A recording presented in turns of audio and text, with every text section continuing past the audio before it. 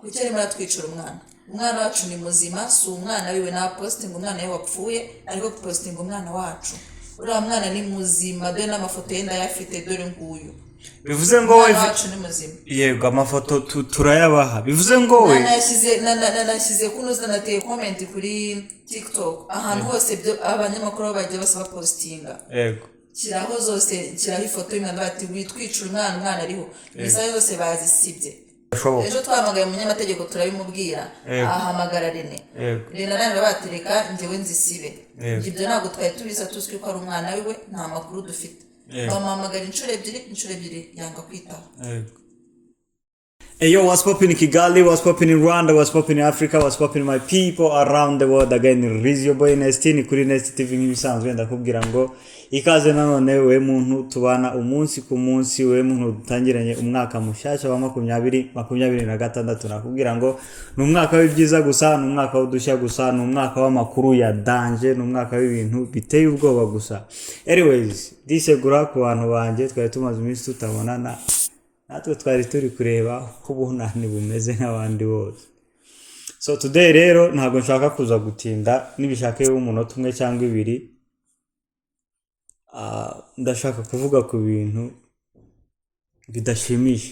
bidashimishije, abantu baza bagakina mu marangamutima y'abandi, abantu baza bagakina mu buzima bw'abandi, ibintu bikwiye gucika. Mumbabarire, ntabwo ari ukwikururira inzego zibishinzwe cyangwa kwikururira abakunzi b'uwo muntu cyangwa abafana be, ariko hari ibintu dukwiye guca. Uyu munsi wa none ndashaka kuvuga ku mugabo bita Yampano wa boy. Umugabo bise uwo rizagwira, niba ari ishyano niba ari ibiki, ariko ni uwo rizagwira. Impamvu ndi kubivuga gutya ntabwo ari ukumwubahuka, afite fan base nini, afite abafana be, afite abantu bamukunda bamukurikira, ariko ibibaye uyu munsi byo ni ibintu navuga ngo biteye agahinda. Mwabonye ikiganiro yakoreye kwa Irene ari kugerageza kwisobanura ku makosa ye yakoze, agafungisha abantu. Nanabivuzeho mu biganiro byanjye, wenda abantu batabibonye kuko nagiye mbivuga inyuma ikiganiro kirangira, wenda umuntu ashobora kukireba ntakirangize, ariko njyewe nahoze mvuga ijambo rivuga ngo free puzzle man. Narabivuze mbivuga kenshi, puzzle ukuyeho ko ari inshuti yanjye cyangwa ari umuntu tuziranye, njyewe nararebye mu maso yanjye nsanga bariya bagabo bafunzwe bazira Yampano bararengana, kubera kuri ya mutipe narabibabwiye ibintu yakoze. Niba ngiye nshobora gufata telefone yanjye nkayitereka imbere yanjye nkakora ibintu nk'ibyo yakoze, sintekereze ngo ingaruka zabizihe, nabyo byaba ari ikibazo ubwanjye njyewe mfite. So rero kubw'ibyo ukuri kw'ibintu kugenda kugaragara, sinibaza ukuntu washobora gufata abantu bafite imiryango bakomokamo cyangwa ibakomokaho, akabafata akabatesha agaciro ndetse akabayobora mu nzira igana mu gihome ku bintu bafiteho uruhare no ku buhemu bwe. Yampano njyewe ashobora no kutanyibuka, kuko kuba tuziranyeho, wenda kuba abantu baziranye ni ikindi, kuvuga ngo turaziranye nuko umuntu yaba akuzi nawe umuzi, ariko Yampano twahuriye mu buzima bw'imiziki kera. Yampano ngiye muzi muri studio, arabyibuka nawe Nyamirambo imbere ya Panorama, ahantu hari ari studio y'umujene witwaga Telike ashaka hiti pe. Yampano ngiye muza higa Irene, inzozi afite ari ukuzahura na Yago icyo gihe niwe wari uri star, yirirwa amandikira ariko bidakunda ko bahuza kubera ko ibikorwa yari afite nici cyangwa na papa se Yago yari afite icyo gihe bitahuraga. So rero njyewe natekereje ko wenda biriya ibintu byose ari ugushaka hiti, kuko ibyo yakoraga byose byarabaga bafunga abantu bugacya yasohoye indirimbo, bagira gutya bugacya hari ibikorwa yapanze. So rero hari igihe ibintu birengera. Uyu munsi wa none ntabwo nje kuvuga amatiku cyangwa ibintu bitamakinga sense, ahubwo nje kuvuga ibintu bibabaje abanyarwanda. Iki kiganiro nkikoze saa 11 za mu gitondo, nibwo mbashije kubona proof ifatika hamwe ngiye kubumvisha y'ubuhemu bwe cyangwa y'ibikorwa bye biteye isoni ndetse biteye agahinda. N'abantu mwe namwe mutekereze, umuntu afashe umwana wawe akamupostinga akandikaho ngo RIP cyangwa rest in peace, mu kinyarwanda ruhukira mu mahoro. Uwo mwana wawe mwarahuye akagusaba ngo ngwino, akagusaba ngo mubyeyi akakana ni keza waretse tukifotozanya, ukanamwinginga cyangwa ukamwiyama ukamubwira ngo ibi bintu ntuzabipostinga, ukarenga ukabona ya postinze umwana wawe, noneho atari no kumupostinga bisanzwe yanditseho ngo ruhukira mu mahoro. Wabifata gute? Uyu mugabo rero yagerageje gukina n'amarangamutima y'abanyarwanda cyangwa gukina n'ibyumviro by'abantu mu buryo bw'inyungu ze bwite, ariko anahemukira abandi. Reba abantu bari muri gereza ahejejemo. Njye narabibabwiye, mwabonye umugabo witwa Pazo. Pazo mbere yo kumufata yifashe video aravuga ngo njyewe sintinya RIB, yewe mbashije no kuba nakihisha, naho nihishe ntabwo yapfa kuhambona. Ariko aravuga ati njyewe ndayishyiriye. Ukuntu Pazo yagiye rwose, abantu babibonye mwarabibonye, Pazo yagiye nk'umuntu wizeye ko ari butahe. Ariko ibyabaye mwarabibonye, yaragiye baramufunga. Ariko mu by'ukuri ese icyo azira akwiye kukizira? Nyiri kibazo ubwe ni ikizira muri sosiyete, ni ikibazo muri sosiyete. None umwana w'umuhungu kubera ko ya mpano yamwambuye amafaranga ye akamufungisha bigacamo. Abantu nyine mwarebye iriya video mugira impuhwe, murababara, yarapfushije, yavuze story, ariko biriya ni ubuskama. Umujene yishwe na depression.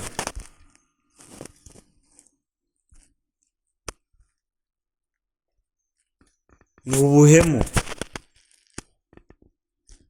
Waragenda agafata ibintu by'akabikora yabipanze, agize umwaka usinzi niba nabyo ari byo, araje aratubeshya ngo umugore baratandukanye, kandi andi mafoto n'amashusho bikagaragara barajyanye.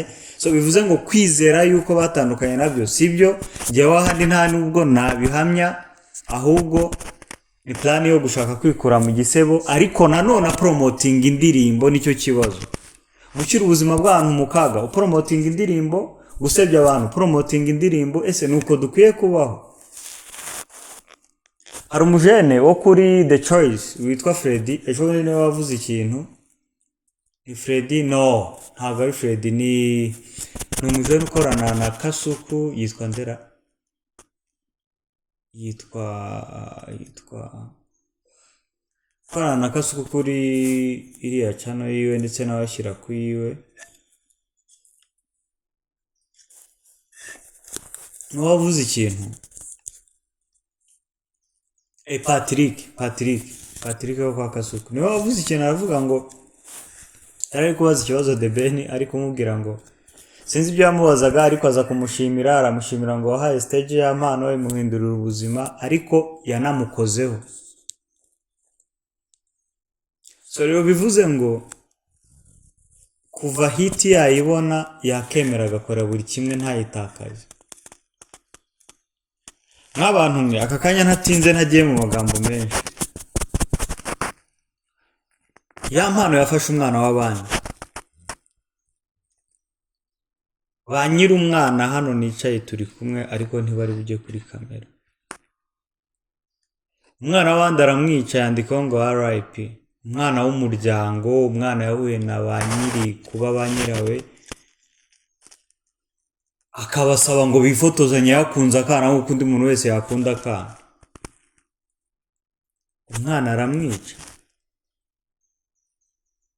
Bandika comments barazisiba. cyakoze Irene ndamushimira yabaye imfura we yabonye uko ibintu bimeze izo video barazisiba zikuraho amaze kubona yuko ba nyiri kwitirirwa umwana ibyo bintu bashobora kubikomeza kandi koko bikwiye no gukomera. So rero n'abatindi njyewe najya ngo mbabwire reka tujye tuvuga ibintu dutanga ubuhamya ntabwo ujyamo okay. Mbabarira utubwire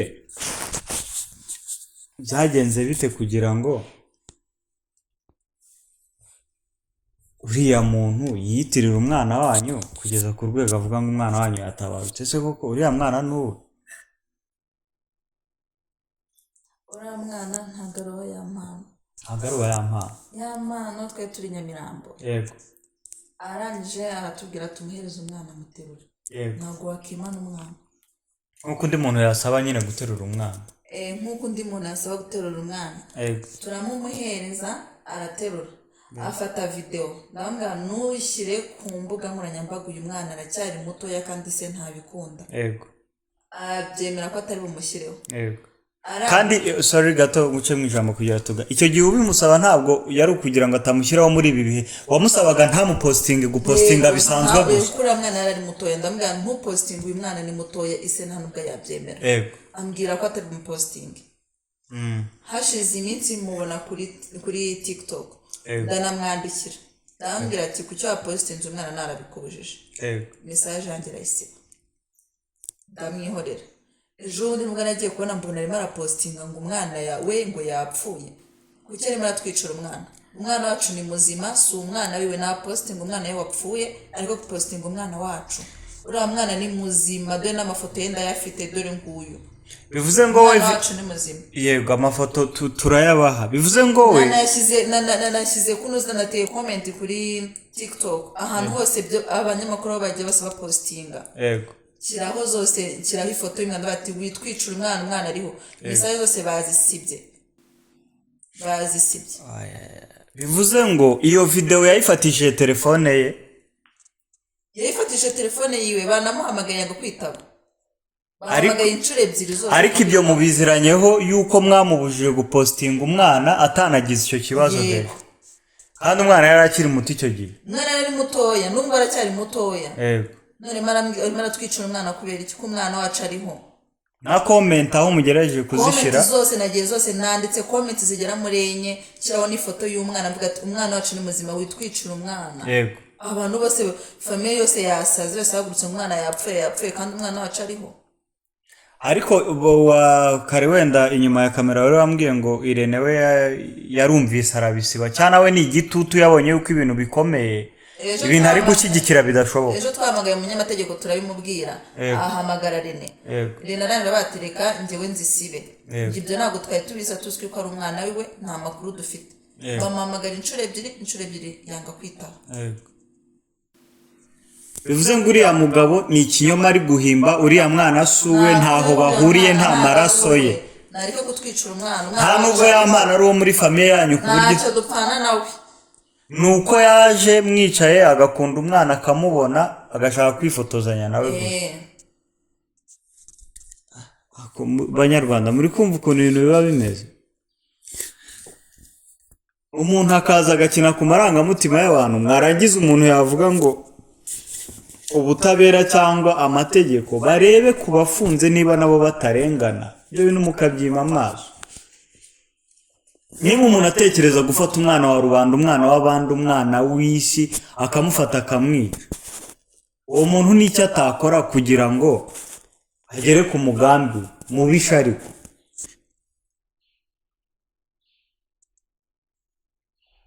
hamwe mutekereze ba Godfather n'abandi bose muna hosting ama space mujye mubanza murebe muvuge ngo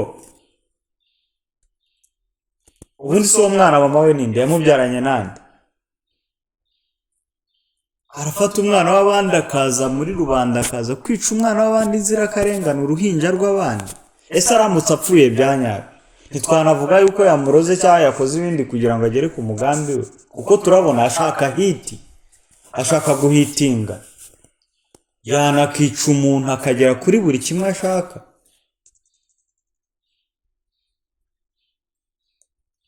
ikintu gihari rero, ntabwo tuzemera na rimwe gushyigikira amafuti, ntabwo tuzemera na rimwe abantu bakoresha uko bashoboye kose ngo basenye abandi cyangwa imiryango y'abandi. Ya mpano ndakubwiza ukuri my brother, emera icyaha